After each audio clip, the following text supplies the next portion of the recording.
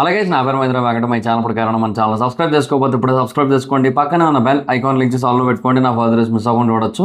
చాలా మంది చూస్తున్నారు కానీ సబ్స్క్రైబ్ చేసుకోవట్లా. So please try to subscribe and click the bell icon also. So India Pakistan match మనకి 15th అవుతున్న విషయం మనకు అందరికీ తెలిసిందే. దాని మీద జరిగినన్ని డిస్కషన్లు కానీ లేదంటే పంచాయతీలు కానీ అబ్బో నెక్స్ట్ లెవెల్ అసలు. ఇంకా అసలు ఆ మ్యాచ్ ఆల్మోస్ట్ ఉండదు అని ఒక సెట్ ఆఫ్ పీపుల్ ఖచ్చితంగా ఉండి తీరుతుంది. ఇదంతా కూడా ఏంటంటే జస్ట్ వాళ్ళ గ్యాంబుల్ అంతే అని చెప్పి ఒక సెట్ ఆఫ్ పీపుల్ బిలీవ్ చేస్తూనే ఉన్నారు. సో లాస్ట్కి ఏంటంటే ఈ సెకండ్ పీపుల్ ఎవరైతే ఉంటారో వాళ్ళ ఒపీనియన్ ఏదైతే ఉందో అదే నిజమైన ప్రూవ్ అయిందనమాట.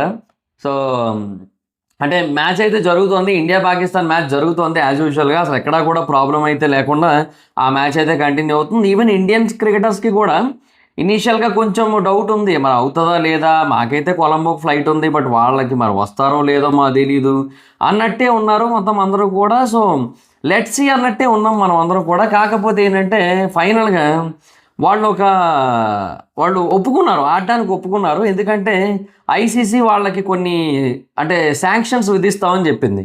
లైక్ ఇప్పుడు ఎలాగైతే అమెరికా ఇరాన్కి వీళ్ళందరికీ కూడా శాంక్షన్లు వేస్తుంటుందో, సో అలాగే వీళ్ళు కూడా శాంక్షన్స్ వేస్తామని చెప్పారు. అంటే ఇప్పుడు ఈ ఈ పిఎస్ఎల్ అవుతుంది, పిఎస్ఎల్ ఏదో అవుతుంది మొత్తానికి. అంటే ఇప్పుడు మనకి ఐపీఎల్ ఎలాగా వాళ్ళకి అక్కడ ఒక లీగ్ అవుతుంది, పాకిస్తాన్ లీగ్ ఏదో అవుతుంది అనమాట.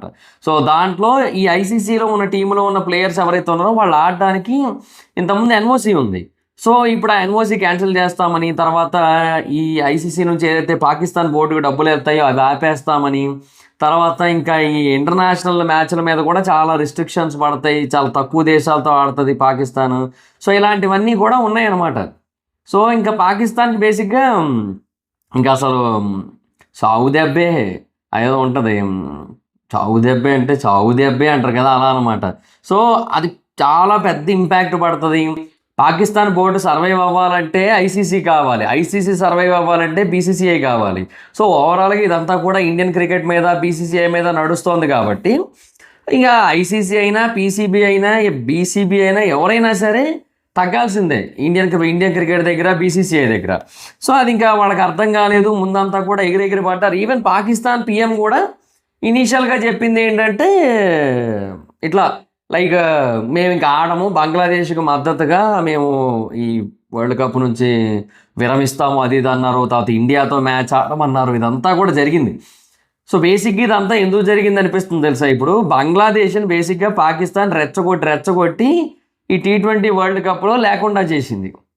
సో బంగ్లాదేశ్ని లేకుండా చేసింది. సో పాకిస్తాన్ ఆడితే బాగోదు కాబట్టి సో పాకిస్తాన్ కూడా ముందు తప్పుకుంటున్నట్టుగా, తర్వాత అయ్యో మా మీద కూడా ఇలాగ అంటున్నారు, మాది కొంచెం ప్లేయర్లు పెద్దోళ్ళు, దేశం కొంచెం పెద్దది, జనాభా పెద్దది ఏవో చెప్పుకొని తర్వాత అదేంటిది బోర్డుకి ఎఫెక్ట్ అవుతుంది ఇవన్నీ చెప్పుకొని నాకు తెలిసి సరే ఇండియాతో మ్యాచ్ ఆడవాలండి మీకోసం కంటి తుడుపుగా అన్నట్టుగా ఏదో చేస్తారు.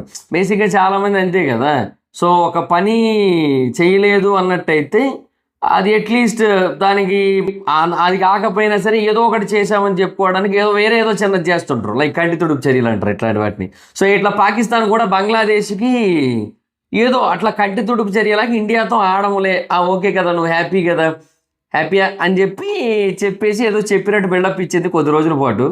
ఇక మళ్ళీ ఇండియాతో ఆడకపోతే శ్రీలంకన్ బోర్డు ఊరుకోవట్లేదు. ఎందుకు? శ్రీలంకన్ బోర్డుకి బేసిక్గా చాలా పెద్ద స్థాయిలో లాస్ ఉంటుంది. ఇప్పుడు ఇండియాతో మ్యాచ్ అంటే పాకిస్తాన్తో, అది కూడా కొలంబోలో జరుగుతుంది అది. సో చాలా పెద్ద స్థాయిలో హోటల్ బిజినెస్ బూస్ట్ అవుతుంది, చాలా పెద్ద స్థాయిలో టూరిజం పెరుగుతుంది. అండ్ అది కాకుండా మళ్ళీ మ్యాచ్లు, స్పాన్సర్సు, బ్రాడ్కాస్ట్ రిలేటెడ్గా రైట్స్ ఏవైతే ఉంటాయి అవి, హాట్స్టార్ మొత్తం అందరూ కూడా మూకుమ్మడిగా పడతారు పాకిస్తాన్ మీద. ఇట్లా అంటే మరి ఇంకేముంటుంది చెప్పండి ఇంక వాళ్ళకి. సో అది ఉంటుందని వాళ్ళకి తెలుసు, కాకపోతే ఏదో కొంచెం హంబక్ అంతే ముందంతా కూడా. సో లాగారు అబ్బే ఏమీ అసలు ఎక్కడా కూడా వాళ్ళకు అనుకూలంగా ఏమీ జరగలేదు. సరే ఇంక వాళ్ళ అసలు రూపం బయటపడిపోయింది. పాకిస్తాన్ పిఎం వచ్చి ముందు మేము అసలు ఇండియాతో ఆడము, అసలు ఈ వరల్డ్ కప్పే ఆడము, మాకు మా దేశం యొక్క సార్వభౌమత్వం చాలా ఇంపార్టెంట్, డబ్బులు ఇవన్నీ ఏముంది ఈరోజు కాకపోతే రేపైనా సంపాదించుకుంటాం అది ఇది అన్నారు. కాకపోతే మళ్ళీ ఇప్పుడు ఇప్పుడు ఫైనల్గా ఏంటంటే ఈ పాకిస్తాన్ క్రికెట్ బోర్డ్ పీసీబీ వచ్చింది ఐసీసీ దగ్గరికి, చాలా త్వరగా డెసిషన్స్ తీసుకోవాలని చెప్పి కొంచెం ఫోర్స్ కూడా చేస్తుంది. ఎందుకంటే మ్యాచ్కి ఎక్కువ రోజులు లేదు కాబట్టి. ఇవాళ 9వ తారీఖు, 15వ తారీఖు అంటే ఇంకెన్ని రోజులు ఉంది? 9, 10, 11, 12, 13, 14, 6 రోజులు ఉందంతే. సో మళ్ళీ వారం లోపే వీళ్ళు మ్యాచ్ కూడా యాడ్ చేయాలి కదా. సో ఎక్కువ టైం లేదు కాబట్టి సో ఐసీసీని కొంచెం ఫోర్స్ చేస్తుంది ఇది. సో ఐసీసీ ముందు వాళ్ళు 3 రూల్స్ పెట్టారంట. అంటే రూల్స్ అంటే వాళ్ళ దృష్టిలో రూల్స్, ప్రపంచానికి రిక్వెస్ట్లు.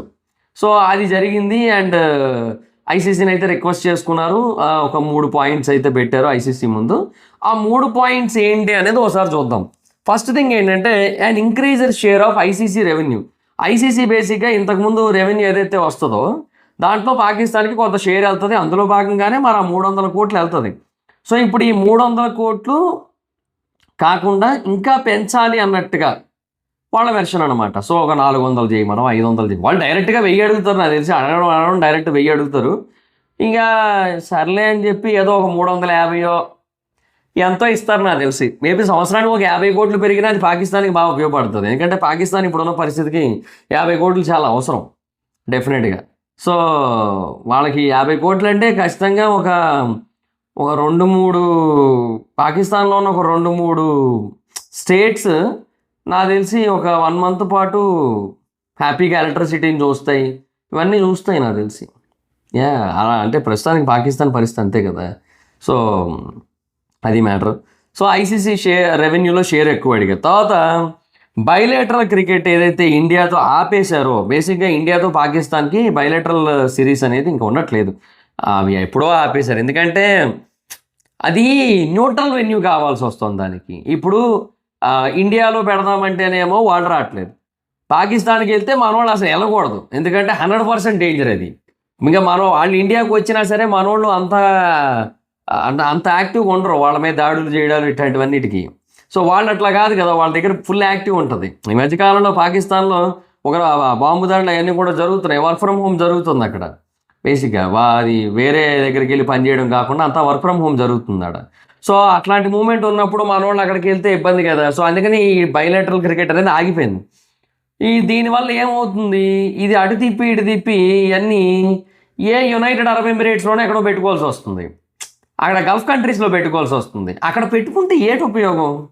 ఇంకా నన్ను అడిగితే ఆస్ట్రేలియా కానీ, లేదంటే ఇంగ్లాండ్ కానీ, లేదంటే అమెరికా కానీ పర్లేదు ఇంకా. బట్ అమెరికాలో క్రికెట్ స్టేడియంలు తక్కువ. So it's better to go to Australia or England. ఎందుకంటే ఈ 2 దేశాల్లో ఇండియన్ ఫ్యాన్స్ చాలా ఎక్కువ. అండ్ ఎస్పెషల్లీ ఇంగ్లాండ్ విషయానికి వస్తే క్రికెట్ ఫ్యాన్స్ చాలా ఎక్కువ. సో అక్కడ దేశంతో సంబంధం లేదు మోస్ట్లీ. అక్కడ క్రికెట్ వస్తుంది, ఒక స్పోర్ట్ వస్తుంది అంటే చాలు, క్రికెట్ రిలేటెడ్ స్పోర్ట్ అక్కడ ఆడబోతున్నారు. పైగా ఇండియా వర్సెస్ పాకిస్తాన్ అంటే అన్ని కంట్రీస్ ఇంట్రెస్టెడ్గా చూస్తాయి. సో అలాంటి ఒక మూమెంట్ ఉంది కాబట్టి ఇండియా వర్సెస్ పాకిస్తాన్ మ్యాచ్లు పెట్టుకోవడానికి అవి రైట్ వెన్యూస్ అని ఫీల్ అవుతాను నేనైతే, ఈ దుబాయ్ గల్ఫ్ కంట్రీస్తో కంపేర్ చేస్తే. ఎందుకు, ఆ గల్ఫ్ కంట్రీస్లో ఇండియా మ్యాచ్లు జరుగుతున్నప్పుడు ఒక 60% ఆక్యుపెన్సీ చూస్తున్నాను నేను, బట్ 100% అయితే లేదు. అదే మీరు ఇంగ్లాండ్లో కానీ లేదంటే ఆస్ట్రేలియాలో కానీ పెడితే 100% ఆక్యుపెన్సీ చూస్తారు మీరు. కాకపోతే టూరిజంకి బూస్టప్ ఉండదు, అది వేరే లెక్క. బట్ డెఫినెట్గా ఈ స్పోర్ట్ రిలేటెడ్ రెవెన్యూస్ ఏవైతే ఉంటాయో అవి బాగా జనరేట్ అవుతాయి. బ్రాండ్స్ కానీ, లేదంటే స్పాన్సర్స్, తర్వాత ఈ వ్యూయర్షిప్, ఇదంతా పర్ఫెక్ట్ ఉంటుంది. ఒక లాడ్జ్లో జరిగే మ్యాచ్లు చూడడానికి, మనకి టీవీలో చూడడానికి వచ్చే ఇంట్రెస్ట్ వేరు, అక్కడ ఎక్కడో దుబాయ్లో ఉన్న కంట్రీ స్టేడియంలో ఉన్న మ్యాచ్ చూడడానికి వచ్చే ఇంట్రెస్ట్ వేరు. సో కొన్ని లెక్కలు మారుతాయి, మనకి బాగా తెలిసిన పేర్లు ఇవన్నీ కూడా. సో బాగా ఇంట్రెస్ట్ క్రియేట్ అవుతుంది మనకు ఆటోమేటిక్గానే. సో ఇవన్నీ కూడా కొంచెం పాజిటివ్ సెక్టర్స్. బట్ అదే ఇక్కడ ఏమవుతుంది, ఇప్పుడు ఇండియా వర్సెస్ పాకిస్తాన్ మ్యాచ్ అంటే ఇండియాలో మనం 2 లక్షల కెపాసిటీ ఉన్న స్టేడియం కట్టి దాంట్లో పెట్టినా కూడా 2 లక్షలు నిండిపోద్ది సీటింగ్. అది ఏ ఊరైనా కానీ, అది ముంబైయే అవ్వాల్సిన పని లేదు, అది హైదరాబాదే అవ్వాల్సిన పని లేదు, అది ఢిల్లీ, చెన్నై, కలకత్తా, లక్నో, నోయిడా, ఇట్లా పెద్ద పెద్ద సిటీలో అవ్వాల్సిన అవసరం లేదు. ఒక టైర్ 2 సిటీలో పెట్టినా కూడా టైర్ 1 సిటీ నుంచి బళ్ళు వేసుకొని మరి వచ్చి చూస్తారు. అంటే అట్లాంటి ఇంపాక్ట్ ఉంటుంది ఇండియా వర్సెస్ పాకిస్తాన్ మ్యాచ్ అంటే. సో అది ఇండియాలో కనుక ఉంటే, ఇండియాలో జరిగి తర్వాత పాకిస్తాన్లో జరిగి అట్లా జరిగితే ఇండియాకి ఉపయోగం, పాకిస్తాన్కి ఉపయోగం. సో ఈ 2 దేశాల మధ్య బైలేటరల్ సిరీస్లు జరిగాయి అంటే. బట్ ఇప్పుడు 2 దేశాలకి ఉపయోగం లేకుండా, సంబంధం లేకుండా అక్కడెక్కడో 3వ దేశం ఉంది, దానికి ఉపయోగపడుతుంది వీళ్ళ మధ్య సిరీస్లు. వాళ్ళ టూరిజం పెరుగుతోంది, వాళ్ళకి అక్కడ ఏవైతే ఆ స్టేడియంస్ ఉంటాయి, వాటికి బిజినెస్ నడుస్తోంది, మనకేముంది ఉపయోగం? సో ఇది ఒక ప్రాబ్లం ఉంది. దీనికి మరి ఎట్లా సొల్యూషన్ అంటే ఇంకా వాళ్ళు ఇండియాకి రావడం best option. Because India is one of the most safest country until unless Pakistan interferes. పాకీలు ఇంటర్ఫియర్ అయితే తప్ప ఇండియా చాలా అంటే చాలా సేఫ్ కంట్రీ, మనకు తెలిసిందే. సో అక్కడ బేసిక్గా ఎవరైతే పాపం అక్కడ పూటకోళ్ళ భోజనం చేస్తుంటారో ఉగ్రవాదులు, అంటే మరి వాళ్ళకు కూడా పాపం అన్నా క్యాంటీన్లో 5 రూపాయల భోజనాలు ఏమి ఉండవు కదా ఆడికి. సో అక్కడేవో ఒక పూట భోజనం చేసి ఏదో చేస్తూ ఉంటారు పాపం ఉగ్రవాదులకి ఆడ వరస్టే. సో ఇంకా వాళ్ళందరినీ కూడా ఇంకా భారతదేశం మీదకి తోలుతూ ఉంటారు కదా. సో వాళ్ళ వల్ల ప్రాబ్లమ్స్ తప్పిస్తే, లేదంటే ఇండియా అసలు చాలా సేఫ్. సో నన్ను అడిగితే అదే బెస్ట్ ఆప్షన్. సో ఇండియాలో పెట్టుకొని కావాలనుకుంటే ఒక సిరీస్ రెవెన్యూ కంప్లీట్గా ఇండియా పెట్టుకొని ఒక సిరీస్లో 25% ఇండియాకి 75% పాకిస్తాన్కి రెవెన్యూ షేర్ ఏదో పెట్టుకుంటే అది కొత్త గొప్ప వాళ్ళకి కొంచెం ఉపయోగం ఉంటుంది. బట్ ఇది మంచిదే, ఈ బైలాటరల్ సిరీస్ ఉండడం అనేది, బైలాటరల్ క్రికెట్ ఉండడం అనేది మంచిదే కాదన్న. కానీ అది ఉంటుందా? నాకు నమ్మకం లేదు. ఉన్న ఇండియాలో ఉండదు, ఉన్న పాకిస్తాన్లో ఉండదు, అక్కడెక్కడ ఉంటుంది. ఎందుకు అనే ఫీలింగే కలుగుతుంది అది చూసినప్పుడల్లా. సరే అది ఓకే, ఈ రెండు పెట్టారు కదా. మూడోది ఏంటంటే enforcement of the hand shake protocols in the game అట. అబ్బా ఇది మరీ దారుణంగా లేదురా మీకైనా? అరే హ్యాండ్ షేక్లు అనడానికి వాడికి ఇవ్వాలనిపిస్తే ఇస్తారు, లేదంటే లేదు. ఇప్పుడు మీరు హ్యాండ్ షేక్ ప్రోటోకాల్ పెట్టినా కూడా ఒక ప్లేయర్కి ఇవ్వాలనిపించక వాడు ఇవ్వకపోవచ్చు కూడా కదా. బలవంతంగా చేతులు పిసకాలనే ఆలోచన మీకు ఎందుకు వచ్చింది? అది ఎట్లా? నాకు ఈ ఆలోచన ఎందుకు వచ్చిందని ఆలోచించే బదులు మీకెందుకు రాలేదని సిగ్గుపడండి అంటారా? ఏమో మరి అట్లా అంటారు వీళ్ళు. సో నేను అదే అంటున్నాను, పాకిస్తాన్తో క్రికెట్ అనేది చాలా ఇంట్రెస్టింగ్ ఆస్పెక్ట్. అదేమి ఈ ఒక్క రోజుతో అయిపోయేది కాదు, ఇంతకుముందు ఎప్పుడు లేనిది కాదు, ఎప్పటి నుంచో ఉంది అండ్ పెరుగుతూ వచ్చింది. రైవలరీ పీక్స్కి వెళ్ళింది అండ్ అప్పుడప్పుడు వాళ్ళు గెలుస్తూ ఉంటారు. అండ్ పాకిస్తాన్లో రిమైనింగ్ టైం అంతా కూడా టీవీలు పగిలిపోతుంటాయి, స్క్రీన్లు పగిలిపోతుంటాయి, అవన్నీ నడుస్తూ ఉంటాయి. సో చాలా మీమ్స్, చాలా యాడ్స్ ఇవన్నీ ఉంటాయి. వరల్డ్ కప్పులు గట్రా వచ్చినాయి అంటే ఇవన్నీ ఉన్నాయి, చాలా ఇంట్రెస్టింగే కాదన్ను. కాకపోతే ఏంటంటే ఎండ్ ఆఫ్ ది డే అది దేనికి దారి తీస్తూ ఉంటుంది, అది ఇంపార్టెంట్. ఈ పాకిస్తాన్ ఇండియా మధ్య ఉన్న క్రికెట్ రైవలరీ పొలిటికల్ రైవలరీకి దారితీస్తుంది. పొలిటికల్ రైవలరీ క్రికెట్లోకి ఎంటర్ అయిపోతుంది. ఈ రెండు మిక్స్ అయిపోతున్నాయి. సో క్రికెట్ అనేది ఒక స్పోర్టు, పాలిటిక్స్ అనేది different thing. Politics league, cricket లీగు రెండు ఒకటి అయిపోతున్నాయి. అది దేనివల్ల అంటే ఆటోమేటిక్గా ఈ రెండు దేశాల మధ్య ఉన్న ఎప్పటి నుంచో ఉన్న రైవలరీ వల్ల. 1947 రెండు దేశాలు విడిపోవడం అప్పటి నుంచి ఉన్నది ఇదంతా కూడా. సో బట్ దాన్ని ఎలా ముందుకు తీసుకెళ్ళి end of the day cricket is business. Cricket is not just NGO. Cricket ఏమీ ఎన్జిఓ కాదు, అదేమి సంఘసేవలు ఏమీ చేయదు, అది సంఘసేవ చేస్తానన్న ఉద్దేశంతో కూడా మొదలైంది కాదు, ఎవరు ఎక్స్పెక్ట్ చేయరు కూడా దాని నుంచి. So end of the day ఎక్కడ బాగా బిజినెస్ అవుతుంది అనేది ఇంపార్టెంట్. ఈవెన్ ఐసీసీ కూడా ఇంత పంచాయతీల మధ్య కూడా ఇండియాకి పాకిస్తాన్కే మ్యాచ్ పెడుతుంది. ఇండియాలోని పాకిస్తాన్లో కాకుండా కొలంబోలో మ్యాచ్ పెట్టడానికి కూడా రీజన్ అదే. ఎందుకు ఒక న్యూట్రల్ వెన్యూ పెట్టేసుకుందాం, ఎటువంటి పంచాయతీలు లేకుండా. పాకిస్తాన్కి శ్రీలంకకి కూడా ఎలాగో కొంచెం బాగానే ఉంటాయి ఈక్వేషన్స్. సో ప్రాబ్లం, ఎందుకంటే పాకిస్తాన్ చైనా ఈక్వేషన్స్ బాగుంటాయి, చైనా శ్రీలంక ఈక్వేషన్స్ బాగుంటాయి. So end of the day Pakistan Sri Lanka equations కూడా బాగానే ఉంటాయి. స్నేహితులు అన్నట్టు అయిపోద్ది. సో స్నేహితులు స్క్వేరు అది.